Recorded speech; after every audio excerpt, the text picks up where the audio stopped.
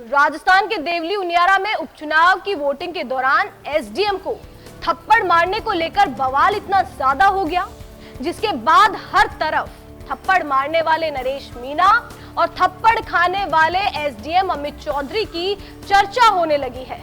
हर कोई, फिर चाहे दूसरी पार्टी हो या मीडिया, सब ये बात तो कर रहे हैं कि नरेश मीणा ने थप्पड़ मारकर गलत किया और ना जाने क्या क्या कह रहे हैं। लेकिन मैं ये पूछना चाहती हूँ कि नरेश मीणा का गुनाह क्या है? वो कोई गुंडा तो नहीं है। मीणा पर दर्ज मुकदमे चोरी, डकैती या बलात्कार के तो नहीं है। फिर गलती क्या है? माना उनको थप्पड़ नहीं मारना चाहिए था, लेकिन कुछ तो ऐसी वजह रही होगी जिसकी वजह से मीणा ने ये कदम उठाया होगा। आज हम आपको हमारे इस वीडियो के माध्यम से ये बताएंगे कि आखिर नरेश मीणा को ऐसा कदम क्यों उठाना पड़ा। उसी के साथ जानेंगे कि किसकी इस पूरे घटनाक्रम में गलती थी। नमस्कार, मैं प्रियंका, स्वागत है आपका हमारे YouTube channel morning news India पर। देवली उनियारा में उपचुनाव की वोटिंग के दौरान जो हंगामा हुआ, नरेश मीणा ने थप्पड़ जड़कर जो अपनी आवाज बुलंद की गलत के खिलाफ, उसके बाद नरेश मीणा मुसीबत में फंस गए हैं। उनकी गिरफ्तारी भी हो गई है और कल की रात उन्होंने जेल के सलाखों के पीछे भी गुजारी है। लेकिन अब सवाल ये है कि नरेश मीणा का गुनाह क्या है? वो कोई गुंडा तो नहीं है। मीणा पर जो मुकदमे दर्ज है वो चोरी, डकैती या बलात्कार के तो नहीं है। फिर गलती क्या है? यही कि गलत के खिलाफ उन्होंने अपनी आवाज बुलंद कर दी, या फिर ये भी हो सकता है कि अगर नरेश मीणा विधायक बन गए होते तो कई ठेकेदारों की दुकानें बंद हो जाती। अब आप खुद सोचो कि जब एक गांव समरावता अपनी मांगों को लेकर अगर चुनाव का बहिष्कार कर रहा है तो उसमें क्या गलत है?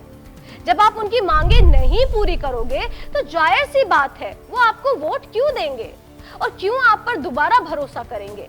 और अगर उनके साथ एक ऐसा नेता जो ये चाहता था कि उनकी मांगे पूरी हो और उनका साथ दे रहा था और ये सब बहुत ही शांतिपूर्वक हो रहा था, तो फिर उस एसडीएम को वहां जाकर जबरदस्ती लोगों से वोट करवाने की क्या जरूरत थी?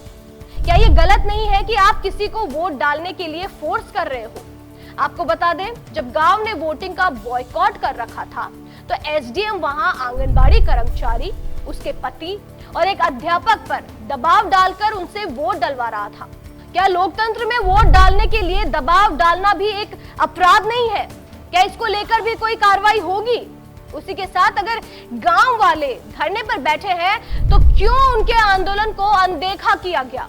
जाकर उनकी मांगे सुनने की बजाय आप उनके आंदोलन में अड़चने पैदा कर रहे हो। ऐसे सिचुएशन में गुस्सा आ जाना लाजमी है।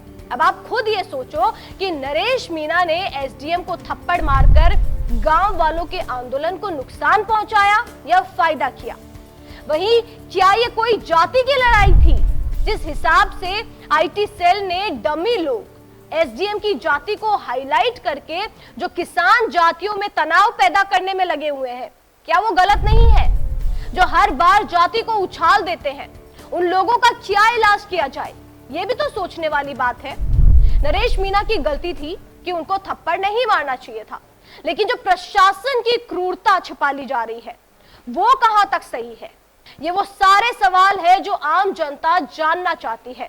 आपकी क्या राय है इस पूरे घटनाक्रम में? हमें कमेंट करके जरूर बताएं। धन्यवाद। ऐसे ही और वीडियोस देखने के लिए सब्सक्राइब करें मॉर्निंग न्यूज इंडिया को और जुड़े रहिए हमारे साथ।